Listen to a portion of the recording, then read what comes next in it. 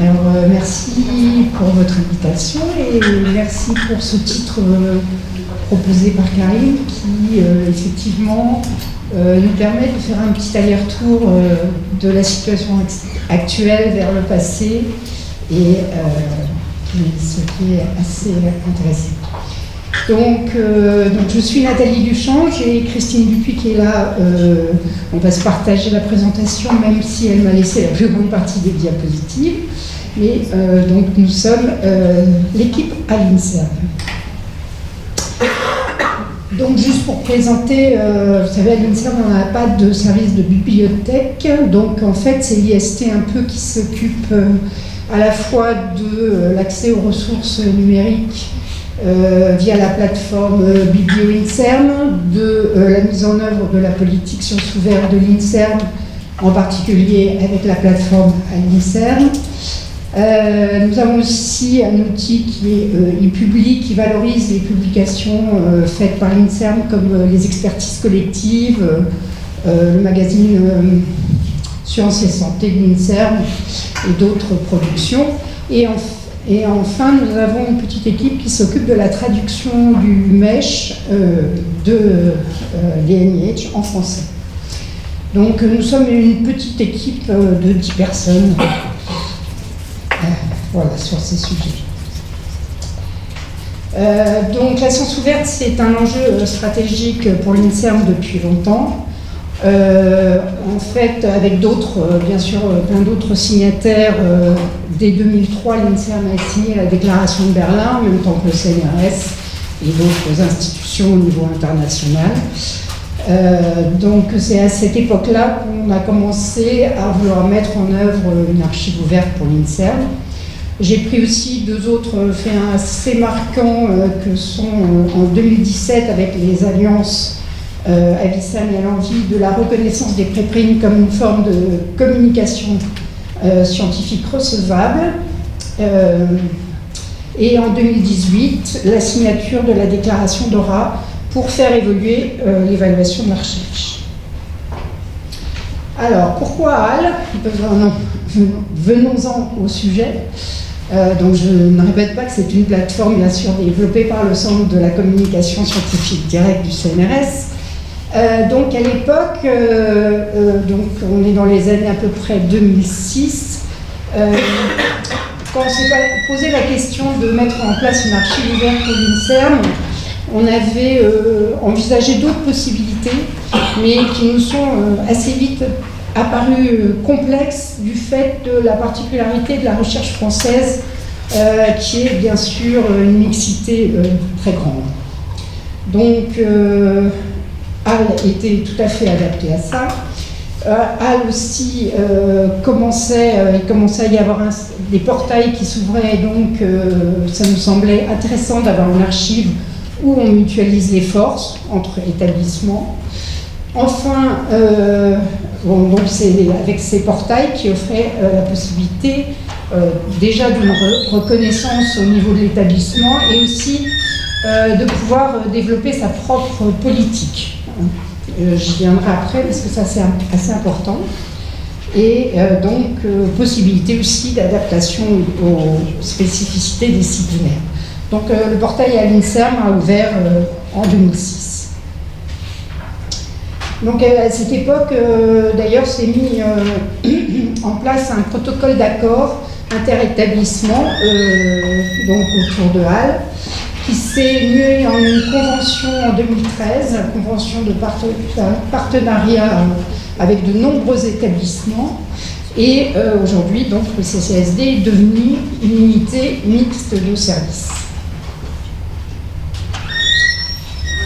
Bon, ça je vais passer très vite, mais bien sûr, dans le plan national, HAL a été mis vraiment comme un élément central et qui est confirmé donc, dans ce plan et avec renforçant en fait sa mission nationale, ses missions nationales. Donc, revenons un petit peu dans le passé, au moment où on a ouvert le portail à l'INSERM. À l'époque était un peu construit, bâti autour du modèle d'archive, et un modèle qui prévoyait plutôt le dépôt de préprint, en fait, comme dans Archive. Or, à cette époque-là, il y avait une réticence vraiment très forte du biomédical à déposer des travaux qui n'étaient pas relus par les pairs. Et donc, ça a été la décision de l'INSERM que de ne recueillir dans son portail que des articles qui avaient été publiés donc, dans des revues et soumis à un comité de relecture. Donc ensuite, disciplinaire, parce que, évidemment, il nous a semblé évident dès le départ qu'il fallait une connexion avec PubMed et PubMed Central. L'INSERM a toujours travaillé beaucoup avec le National Institute of Health, et donc c'était une évidence. Donc on a travaillé avec le CCSD pour un peu leur expliquer ce qui était, parce qu'ils n'étaient pas forcément rodés à cette discipline.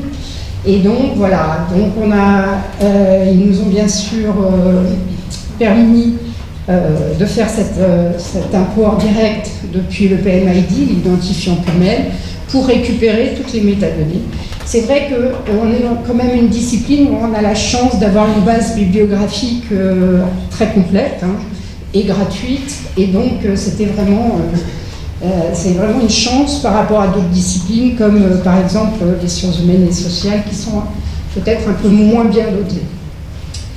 Ensuite, nous avons fait plusieurs missions au NCBI, donc au National Center for Biotechnology Information des NIH, avec donc le CCSD et notre équipe, pour étudier comment on pouvait, parce que ça nous semblait un argument fort à l'époque, pour sensibiliser les chercheurs à déposer dans HAL, que de pouvoir les transférer ensuite dans PubMed Central, qui avait lancé à cette époque-là PubMed Central International et qui était très ouvert à faire une base vraiment très complète.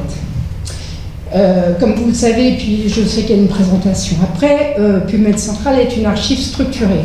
Donc tous les articles sont au même format, donc ça veut dire qu'il y a tout un travail à faire, et donc ces missions ont eu pour objectif à la fois d'étudier les conditions demandées pour aller dans cette archive, et puis de mettre en place toutes les conditions nécessaires. En particulier le développement d'une interface de workflow qui a été développée par le CCSD, qui permet en fait,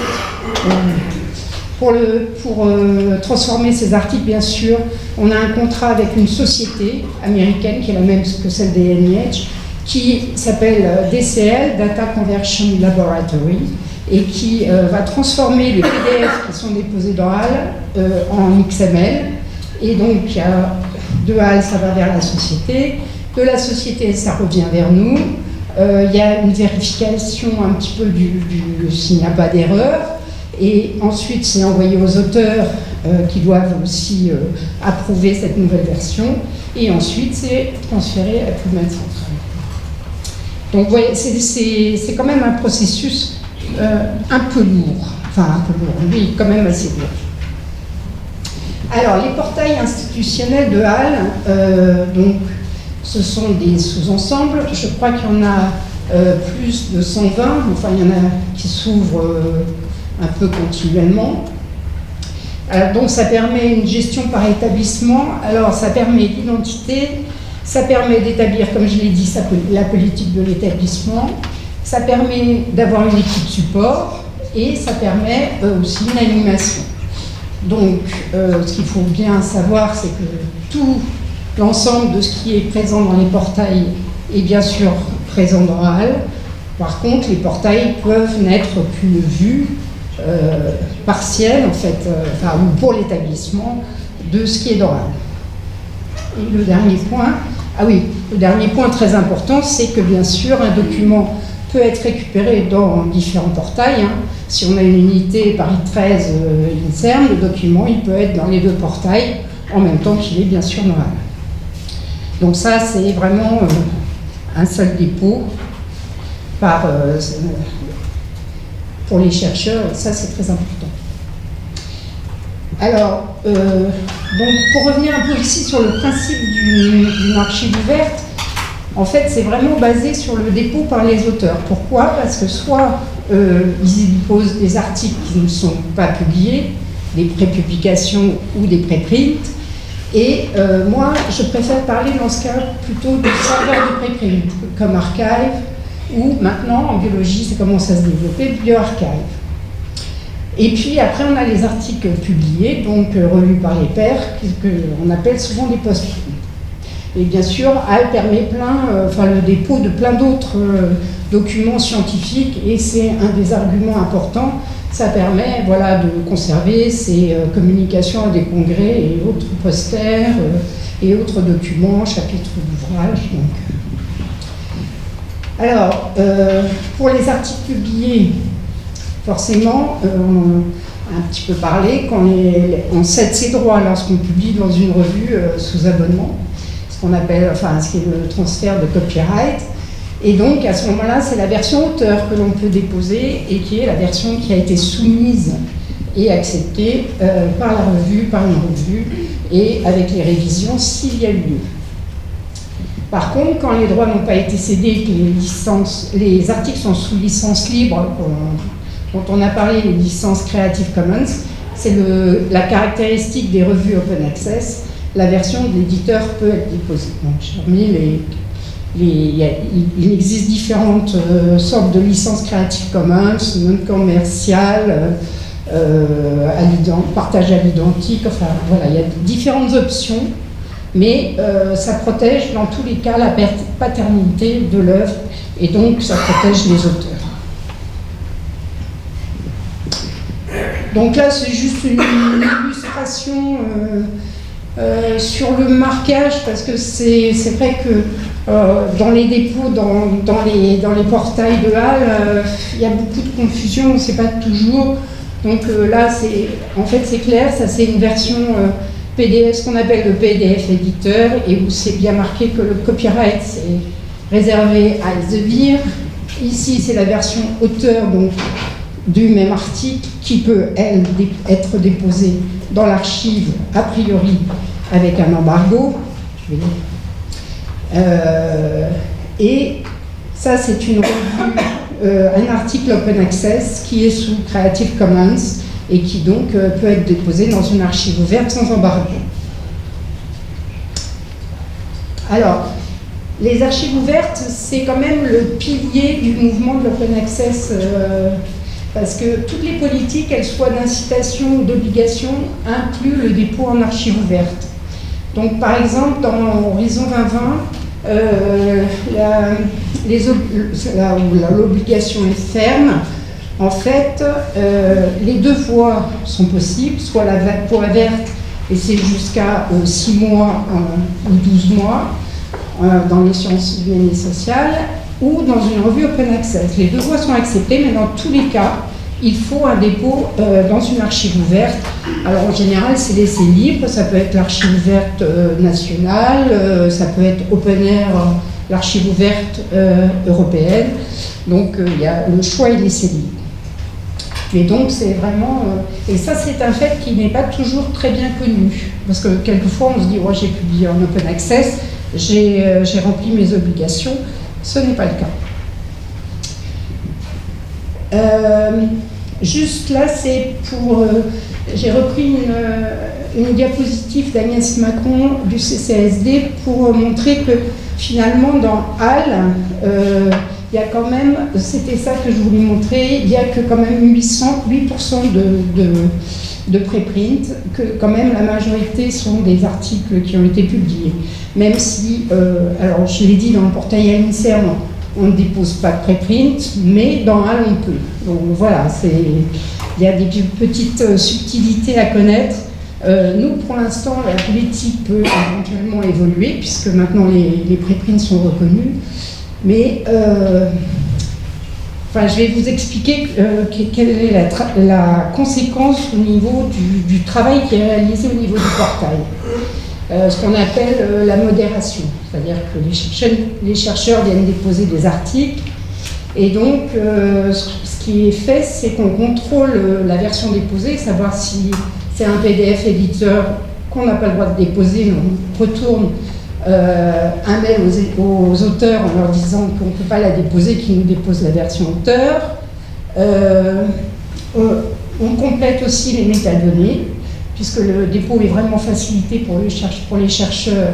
Ils n'ont quasiment qu'à déposer le fichier, et donc notre équipe derrière, surtout Christine, va compléter toutes ces métadonnées, avec une attention toute particulière au champ auteur-affiliation. C'est une particularité de HAL, c'est qu'on remet ce champ, les auteurs, les affiliations, et que c'est très important, parce que ça va, de là va découler toute la qualité des services associés à HAL, que ce soit des collections, des pages web, des CV,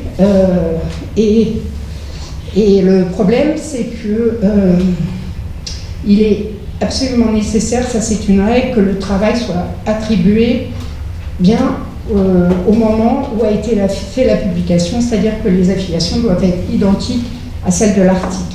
Et il y a dans HAL Auréal, qui est le référentiel de tous les laboratoires, et le problème, c'est qu'on a tendance à faire des fusions quand un laboratoire change de nom, et le problème, c'est que tous les articles qui étaient affiliés à un laboratoire, du coup, sont affiliés au nouveau numéro, enfin au laboratoire qui a changé. Donc ça, c'est vraiment quelque chose contre lequel on a beaucoup de difficultés, parce qu'on rencontre souvent un travail qui est défait à cause de ces fusions de laboratoires. Surtout, il faut laisser les anciens laboratoires les fermer, mais surtout pas les fusionner. Donc, c'est notre équipe aussi qui gère la période d'embargo, donc on n'a pas de questions à se poser sur les chercheurs qui respectent ou non la loi numérique. C'est nous qui gérons la période d'embargo, et elle est limitée, donc, grâce à cette loi, à 6 mois. Donc, et alors, le dernier point, c'est une lutte contre les notices. HAL est une archive ouverte. Elle a pour but de recueillir les textes intégraux, et malheureusement, il y a beaucoup de notices qui sont déposées et qui ne sont pas modérées. Donc les auteurs et les affiliations, quelquefois, on retrouve vraiment n'importe quoi. Et ça, c'est vraiment un problème, d'ailleurs, qui est tout à fait pris en considération par le CCSD, et qu'ils essayent de trouver des solutions. Donc nous, la solution qu'on a trouvée, c'est que notre portail n'est pas automatique, c'est-à-dire que si un dépôt d'un chercheur INSERM est fait dans un autre portail, en fait, nous recevons des alertes et nous récupérons ce dépôt s'il y a le texte, mais souvent pas s'il y a la notice. Donc voilà, tout le travail qui est fait, que nous faisons dans le portail. Après, il y a tout un travail de sensibilisation que nous faisons depuis 2006. Alors c'est vrai qu'on s'est heurté souvent à la difficulté de faire comprendre l'intérêt de déposer un article publié. Donc les chercheurs souvent nous disaient, nous on a publié dans un bon journal, et donc du coup notre visibilité elle est assurée. Ce qui est en partie vrai, mais il y a toute la question aussi de la pérennité, de la volonté des établissements d'avoir accès à leur propre production, qui ne sont pas forcément des messages qui sont très parlants toujours pour les chercheurs, mais qui sont très importants. Donc, quand même, l'intérêt à déposer dans HAL pour le chercheur, c'est quand même aussi de participer au mouvement de la science ouverte. Ça, c'est un argument important, et beaucoup sont très sensibilisés à cet argument. Bien sûr, augmenter la visibilité des travaux, parce que Bénédicte en a un peu parlé sur toute cette interopérabilité, et je vais le montrer après. Et donc, du coup, c'est vraiment important. Bien sûr, alors aujourd'hui, répondre aux messages d'incitation d'obligation des tutelles et des financeurs. Nous, je sais, on n'a pas d'obligation à l'époque pour l'INSERM, on fait juste une incitation. Ce qu'on fait souvent, c'est que quand on voit apparaître des publications dans PubMed avec un auteur correspondant INSERM. On envoie un mail automatique grâce à un petit outil pour leur demander de venir déposer, un mail tout simple, et donc en général c'est assez efficace. Bon, évidemment, dans la plupart des financements aujourd'hui, les chercheurs ont par contre une obligation. Alors, l'argument aussi de mettre les travaux à disposition de tous et pas simplement aux seuls abonnés est un argument important, en particulier ceux qui sont sensibilisés pour les associations de patients. Il faut penser aussi aux médecins en libéral. Enfin, donc il y a toute une catégorie aux étudiants qui quittent une université et qui du coup se retrouvent sans plus aucun accès. Et donc ça c'est pour le lecteur. Et puis pour celui qui dépose, c'est aussi de savoir qu'il va déposer en toute légalité. Parce que ResearchGate, CIUP, c'est peut-être très pratique, mais ils sont quand même tous les deux poursuivis en justice pour violation du droit d'auteur à grande échelle. Donc, conserver et gérer bien sûr de manière pérenne l'ensemble des publications, des communications et congrès et autres documents, que ce soit pour un auteur, pour un laboratoire, pour une institution. Donc tout ça, ce sont des arguments très forts. Et enfin, dernier, profiter des services de HAL, faire une collection pour son laboratoire, pour un projet, ça peut être intéressant aussi. Profiter des statistiques qui vont également évoluer. Enfin, HAL est toujours en évolution, il y a toujours des nouveautés, donc c'est même parfois difficile à suivre, tellement il y a donc là, c'est juste un exemple pour dire que donc nous aidons les équipes qui déposent beaucoup, ceux qui le demandent à faire des collections. Donc c'est très apprécié, c'est un service très apprécié. Donc effectivement, par rapport à HAL, qui a je ne sais pas combien de collections, nous sommes des petits joueurs, mais nous avons quand même créé un certain nombre de collections, que ce soit pour des institutions, laboratoires, cohortes aussi. On a travaillé avec le portail et puis l'Immunologie France pour associer chaque cohorte à une collection dans HAL. Donc c'est vraiment une vitrine qui est très intéressante. Bien sûr, après, mais de toute façon, l'export des listes de publication, c'est vrai pour un service, c'est vrai à partir de n'importe quel portail ou de HAL. Donc ce sont des services qui peuvent être très appréciés. Mais bien sûr, pour avoir une collection de qualité, il faut que la qualité des métadonnées soit là au départ. Donc ça, c'est juste pour illustrer donc cette visibilité quand même qui est assurée par le dépôt dans HAL grâce à l'interopérabilité, puisque ça va être moissonné par Google Scholar, enfin je ne sais pas si le terme moissonné est exact, mais, et autres grands moissonneurs, hein, bien sûr. Donc moi je dis souvent, on ne va pas forcément faire ces recherches dans HAL, mais si vous n'avez pas accès à un article et que vous souhaitez le trouver, vous mettez son titre dans Google et voilà, vous tombez dessus s'il a été dans le marché ouvert. C'est un moyen aussi de mettre ces publications dans ResearchGate sans les mettre. Il faut d'abord passer par HAL et non pas les mettre directement dans ResearchGate ou autres réseaux sociaux. Le champ des financements permet d'être automatiquement intégré dans OpenAir. Il y a également des liens depuis PubMed quand l'article est déposé dans HAL. Et soumis à quelques conditions, le transfert à PubMed Central. Donc vous voyez que c'est quand même assez important. Et donc je vais passer la parole à ma collègue, Christine Dupuis. Bonjour. Alors, je vais vous présenter une interface qui s'appelle LMS, qui a été développée par le CCSD. Alors, LMS est une plateforme de gestion des dépôts de HAL vers PMC. pour ce faire sur certaines conditions. Les articles qui ont été déposés à l'INSERM sont transférés dans PubMed Central, qui est une archive ouverte, qui est l'archive ouverte internationale opérée par les NIH et dans le domaine des sciences de la vie.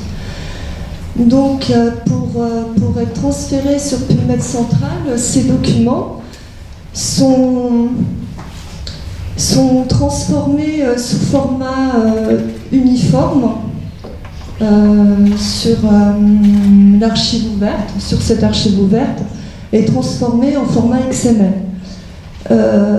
Ces travaux, en fait, sont réalisés par la société DCL, notre prestataire externe qui est basé à New York, et le coût moyen par article est de 40 €.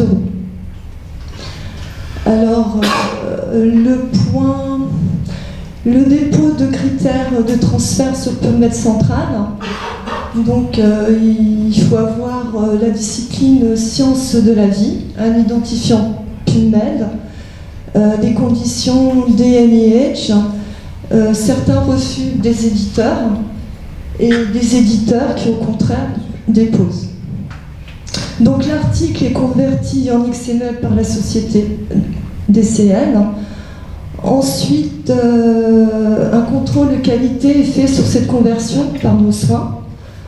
Ensuite, l'auteur valide la conversion de son dépôt. Le dépôt est envoyé vers PubMed Central. Et enfin, une mise à jour de l'article est faite dans l'archive ouverte HAL en renseignant l'identifiant PubMed Central. C'est comment ?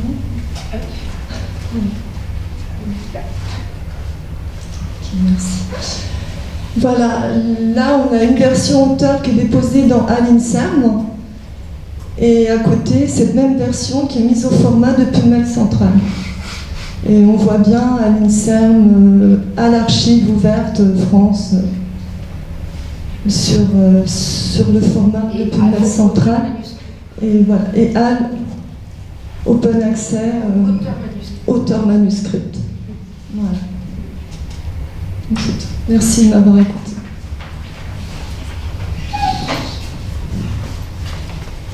Donc, juste pour terminer, je vous présente deux enquêtes qu'on a fait récemment.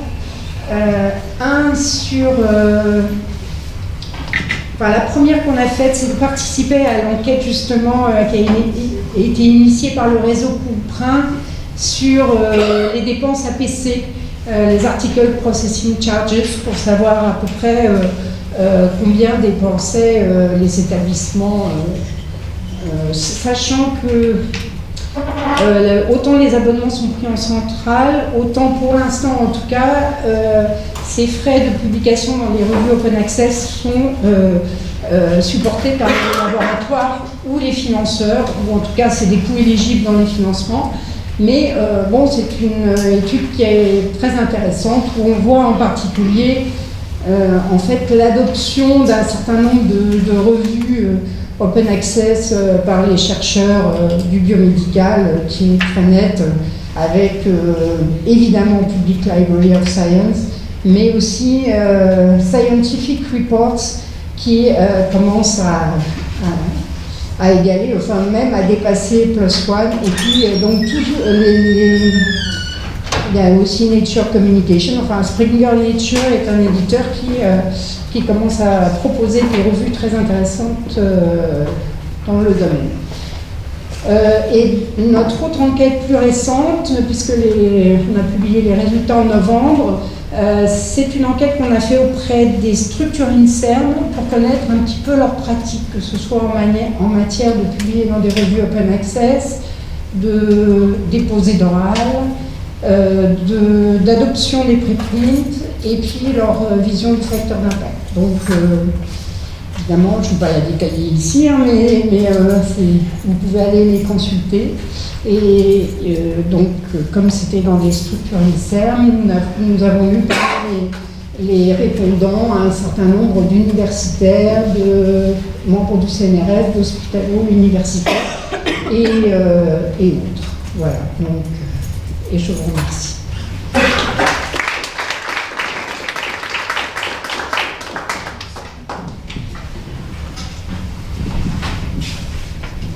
Alors, merci pour cette intervention. On va peut-être prendre des questions si vous en avez. Moi, j'avais une question par rapport au dépôt des abstracts, ou en tout cas des posters lors des congrès. À quel niveau il faut le faire? Je vous dis franchement, moi je ne le fais pas actuellement. On est prêt à le faire, ça c'est pas un problème, mais c'est le même tarif que pour une publication globale, donc c'est 40 € aussi à chaque fois. Et à quel moment peut-on déposer? C'est-à-dire, est-ce que c'est au moment où on soumet un abstract pour aller à un congrès, par exemple, et vous déposez juste l'abstract? Ou alors, est-ce que c'est le poster dans sa globalité, poster qui a été affiché, par exemple?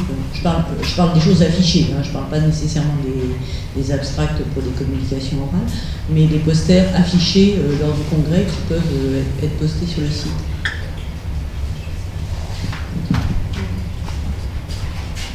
Alors sur la première partie, en fait, ça ne coûte 40 € par article que quand on transfère à Pubmed Central. Hein. Ah d'accord. Oui, donc sinon, le dépôt d'oral, c'est complètement gratuit. Hein. Oui. Non. Et bon, et voilà, donc, et vu les critères d'éligibilité, on ne transfère pas tout, du tout ce qui est normal. Hein.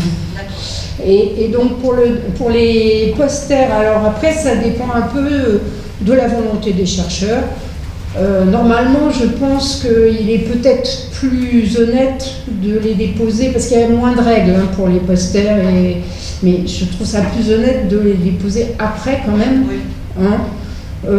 Mais c'est vrai que les posters sont souvent un matériel qui donne pas forcément, qui sont pas forcément publiés dans des actes. Donc c'est vrai que c'est. Ils sont intermédiaires.